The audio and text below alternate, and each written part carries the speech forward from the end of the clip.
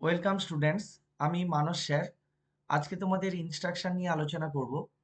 Class 11 computer application এবং computer সায়েন্সের unit 2, যেখানে আছে প্রোগ্রামিং ফান্ডামেন্টালস। সেই প্রোগ্রামিং ফান্ডামেন্টালসের মধ্যে দেখো কনসেপ্ট অফ প্রোগ্রামিং এবং তার আন্ডারে আছে ইনস্ট্রাকশন, ডেফিনেশন অ্যান্ড এক্সাম্পল। আজকে শুধু এই পার্টটা নিয়ে আলোচনা করব। তো এখানে ইনস্ট্রাকশন কাকে বলে, আসলে আমি এখানে বাংলায় দিয়েছি কারণ আমার অনেক স্টুডেন্টরা বলছে স্যার আপনি বাংলাতে বলুন সুবিধে হবে। দেখো বাংলাতে বললে কতটা অসুবিধে আর ইংরেজিতে বললে কতটা সুবিধে সেটা তোমরা একটু মিলিয়ে নাও। ইনস্ট্রাকশন কাকে বলে, দেখো একটি কম্পিউটার প্রোগ্রাম দ্বারা সম্পাদিত কাজগুলি ছোট ছোট ধাপগুলির একটি ক্রম নিয়ে গঠিত। তাহলে একটি প্রোগ্রাম হচ্ছে কতগুলো ছোট ছোট ধাপ নিয়ে তৈরি। একটি প্রোগ্রাম কতগুলো ছোট ছোট ধাপ নিয়ে তৈরি। যেমন দুটি সংখ্যা যোগ করা, একটি নির্দিষ্ট অবস্থার জন্য পরীক্ষা করা, কিবোর্ড থেকে একটি অক্ষর পড়া, বা একটি ডিসপ্লে স্ক্রিনে প্রদর্শিত হওয়ার জন্য একটি অক্ষর পাঠানো। এইগুলো সব ছোট ছোট ধাপ, এগুলোকেই বলা হয় ইনস্ট্রাকশন। ঠিক আছে, এইবার এইটাকে আমি ইংরেজিটা দিচ্ছি, তোমরা একটু এটাকে বাংলা করে নেবে। একেবারেই সহজ, দেখো ইনস্ট্রাকশন কাকে বলে। An instruction is a command, অর্থাৎ একটা ইনস্ট্রাকশন হলো একটা নির্দেশ গিভেন টু দ্য কম্পিউটার, যেটা কম্পিউটারকে দেওয়া হয়। কেন দেওয়া হয়? To perform A specified operation, একটা নির্দিষ্ট কাজ করার জন্য।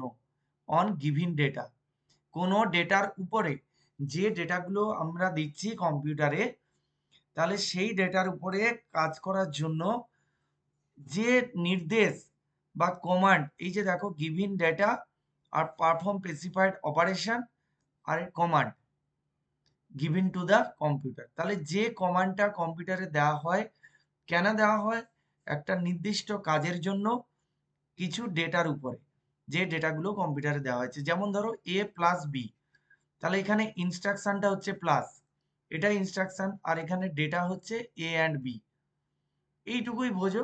এইবারে দেখো ইনস্ট্রাকশন সম্বন্ধে আরো বলছি। দেখো ইনস্ট্রাকশনের দুটো পার্ট আছে। আমি একটু আগেই যেমন এ প্লাস বি বলে দেখালাম, এখানে একটা অপারেশন কোড, একটা অপারেন্ড। অপারেশন কোড মানে কি? যে কোডটা দিয়ে অপারেশন হবে। ধরো এ প্লাস বি, তাহলে এই অপারেশন কোড হচ্ছে এইটা, এইটাকে বলা হয় অপকোড বা অপারেশন কোড। এবং আরেকটা হচ্ছে অপারেন্ড, অপারেশন কোড যার উপর কাজ করে, এটা হচ্ছে এ এবং বি, এগুলোকে আমরা বলছি কি? অপারেন্ড। তো এইটা ছিল ইনস্ট্রাকশনের দুটো পার্ট। এছাড়া আমি আর একটা এক্সাম্পল দিচ্ছি। ধরো অ্যাড এ কমা বি, এখানে অপারেশন কোড হচ্ছে অ্যাড। এখানে দেখো দা লিখেছি, the first part of instruction, the first part of instruction which specifies the operation to be performed is known as opcode. এটা তোমরা বাংলাতে কনভার্ট করতে পারবে। ইনস্ট্রাকশনের প্রথম পার্ট যেটা কোনো অপারেশনকে নির্দেশ করে, সেটাকেই বলা হয় অপকোড। অপকোডের আর কোনো বাংলা নেই। অপকোড মানে অপারেশন কোড, এবং এটাই তোমাদের লিখতে হবে অপকোড। এইবারে দেখো দা সেকেন্ড পার্ট, অপারেন্ড। আমি যেটা বলেছিলাম অ্যাড এ কমা বি, আবার সেই এক্সাম্পলটা দিচ্ছি, অ্যাড এ কমা বি। এই হচ্ছে অপারেন্ড, যেখানে এ এবং বি যোগ হয়ে এতে স্টোর হবে, এবং এইটাই হচ্ছে অপারেন্ড। দেখো এ এবং বি হচ্ছে operand. The second part of an instruction called operand is the data. তাহলে অপারেন্ডটাকে আমরা এ বি এগুলোকে আমরা ডেটা বলছি, operand always data, on which computer performs the specified operation, যার উপরে কম্পিউটার একটা নির্দিষ্ট কাজ করে। আচ্ছা, এইবারে দেখো এখানে যেটা লিখেছি সেটা দেখো, computer must have instructions capable of performing 4 types of operation. তাহলে একটা কম্পিউটারের যে ইনস্ট্রাকশন আছে, 4 ধরনের মোটামুটি ইনস্ট্রাকশন হয়, যেটা 4 ধরনের কাজ করতে পারে।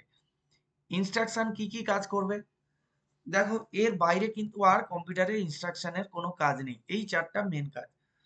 Data transfer, data transfer between the memory and the processor register, অর্থাৎ সিপিইউ এবং মেমোরি এর মধ্যে ডেটা ট্রান্সফার হবে।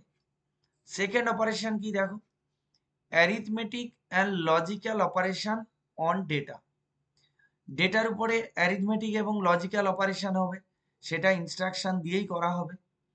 আর কি, প্রোগ্রাম সিকোয়েন্সিং অ্যান্ড কন্ট্রোল, মানে প্রোগ্রামিং যখন আমরা করব, তোমরাও যখন প্রোগ্রামিং করবে তখন দেখবে যে কোন লাইনের পরে কোন লাইনটা এক্সিকিউট হবে, এবং সেটাকেই বলা হচ্ছে প্রোগ্রাম সিকোয়েন্সিং অ্যান্ড কন্ট্রোল। তোমরা যদি এটা সিকোয়েন্সিং অ্যান্ড কন্ট্রোল সম্বন্ধে একটু ইন্টারেস্টেড হও, তাহলে আমার একটা পাইথনের একটা ক্লাস আছে, সেখানে প্রোগ্রাম ফ্লো কন্ট্রোল বা প্রোগ্রাম সিকোয়েন্স এরকম একটা কিছু দেওয়া আছে। আমি সেটা ডেসক্রিপশন বক্সে লিঙ্কটা দিয়ে দিচ্ছি, তোমরা সেখান থেকে দেখতে পারো কিভাবে প্রোগ্রাম সিকোয়েন্সিং হয়। এবং লেখা আছে দেখো IO transfer. IO transfer mean input output transfer. Input output transfer means input থেকে ডেটা সিপিইউতে যাবে, আবার সিপিইউ থেকে ডেটা আউটপুট ইউনিটে যাবে। কম্পিউটার কিন্তু এই চারটা ইনস্ট্রাকশনের উপরে, মানে চার ধরনেরই কাজ করে এবং এই চার ধরনেরই ইনস্ট্রাকশন হয়। এর বাইরে কম্পিউটারের আর কোনো কাজ নেই। কিন্তু দেখো, এর বাইরে কাজ নেই মানে কম্পিউটারের এর মধ্যে সমস্ত কাজ ইনক্লুড আছে। এইবারে দেখো, আমি দু ধরনের একটু এক্সাম্পল অফ ইনস্ট্রাকশন তোমাদের যেটা আছে, আমি সেই এক্সাম্পলটা দিচ্ছি। দেখো, রেজিস্টার ট্রান্সফার নোটেশন, অর্থাৎ রেজিস্টার মানে কি? রেজিস্টার হচ্ছে, রেজিস্টার বলতে যেটা বোঝায়, যেটা সিপিইউর মধ্যে টেম্পোরারি স্টোরেজ ইন সিপিইউ। সিপিইউতে টেম্পোরারি স্টোরেজের জন্য আমরা রেজিস্টার ইউজ করি। এখানে লেখা আছে দেখো, register transfer instruction are two types. Register transfer instruction কি কি? একটা রেজিস্টার টু রেজিস্টার, একটা রেজিস্টার টু মেমোরি, অথবা memory to register. Register to register মানে সিপিইউ ইন্টারনাল, সিপিইউর ইন্টারনাল যে রেজিস্টার আছে, ধরো আমার সিপিইউ আছে একটা, আমি সিপিইউর ধরো ব্লক ডায়াগ্রাম আঁকছি। এই সিপিইউর মধ্যে দুটো রেজিস্টার আছে, এই রেজিস্টারটার নাম R1 এবং এই রেজিস্টারটার নাম আরেকটা রেজিস্টার আছে R2। এইবার দেখো, রেজিস্টার টু রেজিস্টার ট্রান্সফার কি করে হচ্ছে সিপিইউর মধ্যে। এইখানে দেখো, এই কন্টেন্ট অফ R2, এই যে থার্ড ব্র্যাকেটের মধ্যে লিখেছি, মানে এর মধ্যে ডেটা, ধরো R2-র মধ্যে 50 আছে, তাহলে content of R2 transfer to processor register R1, তাহলে এই 50টাকে ট্রান্সফার করে দিচ্ছি R1, এখানে 50 চলে এলো। এটাকে বলা হচ্ছে রেজিস্টার টু রেজিস্টার। এইবারে দেখো, আরো একটা দিয়েছি, শুধু R1 R2 নয়, আরো একটা যদি R3 রেজিস্টার থাকে, তাহলে কন্টেন্ট অফ R1 মানে R1 এর রেজিস্টারের মধ্যে যে ভ্যালুটা আছে, এবং কন্টেন্ট অফ R2 অর্থাৎ R2 রেজিস্টারের মধ্যে যে ভ্যালুটা আছে, সেই দুটো একসঙ্গে যোগ হবে, যোগ হয়ে একটা নতুন রেজিস্টার R3 তে স্টোর হবে। এটা হচ্ছে রেজিস্টার টু রেজিস্টার ট্রান্সফার। এইবারে দেখো, মেমোরি টু রেজিস্টার। এই যে এলওসি বলে যেটা লিখেছি, এলওসি মানে লোকেশন। এখানে লোকেশন বলতে কি, হ্যাঁ, এখানে সিপিইউর মধ্যে ধরো একটা রেজিস্টার আছে R1 নামে, এই একটা রেজিস্টার আছে, আর আমার কম্পিউটার মেমোরি আছে। এই মেমোরির একটা লোকেশন, একটা অ্যাড্রেস, এই অ্যাড্রেসটাকে আমরা এলওসি নামে ইন্ডিকেট করেছি। এই লোকেশনের ডেটা, এই যে থার্ড ব্র্যাকেটের মধ্যে যেটা লিখেছি, এই লোকেশনের ডেটা, তাহলে মেমোরির এই লোকেশনে ধরো 501 আছে, এই লোকেশনের যে ডেটাটা, সেটাকে আমি সিপিইউর মধ্যে নিয়ে আসতে চাই, তাহলে কি ইনস্ট্রাকশনটা দেব? এই ইনস্ট্রাকশনটা, এলওসি ডেটা মানে কন্টেন্ট অফ এলওসি, এই যে নিচে লিখেছি দেখো, the content of memory location LOC are transfer to processor register R1। আচ্ছা, এইবারে দেখো, রেজিস্টার টু মেমোরি, অর্থাৎ সিপিইউ থেকে, সিপিইউর যে রেজিস্টার আছে, সিপিইউর যে রেজিস্টারটা আছে, সেই রেজিস্টার ধরো R1 নামে একটা রেজিস্টার আছে, সেই রেজিস্টার থেকে মেমোরির একটা লোকেশনে আমি ডেটা স্টোর করতে চাইছি, তাহলে কি করব? এখানে content of R1 transfer to memory location memory LOC, অর্থাৎ R1 এ ধরো 35 আছে, তাহলে সেইটা মেমোরির লোকেশানে, একটা মেমোরি লোকেশানে 35 ট্রান্সফার হয়ে যাবে। এটাকেই বলা হচ্ছে রেজিস্টার টু মেমোরি ট্রান্সফার। এইবার দেখো অ্যাসেম্বলি ল্যাঙ্গুয়েজ নোটেশন। তাহলে আমি প্রথমে বলেছিলাম রেজিস্টার টু রেজিস্টার বা রেজিস্টার টু মেমোরি, আর এবার আসছি assembly language notation. Assembly language notation বলতে আমরা কি বুঝি? এইখানে দেখো, এইখানে যে এটা দেওয়া হয়েছে, এইখানে একটা কমেন্ট দিয়েছি, আর সেই কমেন্টটা হচ্ছে কি, the content of LOC are unchanged by the execution of this instruction, but the old content of register R one are overwriting. অর্থাৎ এইখানে এই অ্যারোটা হবে না, এখানে মুভ কমা এইটা হবে। তো এইখানে এলওসি এবং R1, মানে R1 এর কন্টেন্ট এলওসিতে মুভ করেছে, সেই কথাটা এখানে বলা হয়েছে। এটা অ্যাসেম্বলি ল্যাঙ্গুয়েজ নোটেশন কেন? কারণ আমাদের ল্যাঙ্গুয়েজ 3 প্রকার আছে, যেটা machine level language, assembly level language এবং হাই লেভেল ল্যাঙ্গুয়েজ।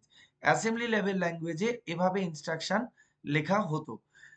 সেই ইনস্ট্রাকশনটা কিভাবে লেখা হতো সেটা আমি তোমাদেরকে বলে দিলাম, যে এইখানে মুভ এলওসি কমা R1, এইভাবে এটা কাজ করছে, অর্থাৎ R1 এর কন্টেন্ট এলওসিতে ট্রান্সফার হয়েছে। এইবারে দেখো পরের স্লাইডে কি আছে, দেখো যে আরেকটা এক্সাম্পল দিয়েছি, অ্যাড R1 কমা R2, অর্থাৎ content of R1 and content of R2, R2 এবং R1 এর কন্টেন্ট অ্যাড হবে। এই যে দেখো নিচে লিখেছি R1 এর কন্টেন্ট এবং R2 এর কন্টেন্ট অ্যাড হবে, এবং সেটা R1 এ স্টোর হবে, সরি এটা R1 এ স্টোর হবে। কন্টেন্ট অফ R1 এবং R2 অ্যাড হবে এবং রেজাল্টটা R1 এ স্টোর হবে, অর্থাৎ R1 এ কি অ্যাসাইন হবে, R1 প্লাস R2, এটাই অ্যাসাইন হবে। এই ছিল আজকের ক্লাস। তোমাদের এই ক্লাসটি যদি ভালো লেগে থাকে তোমরা লাইক করবে, শেয়ার করবে।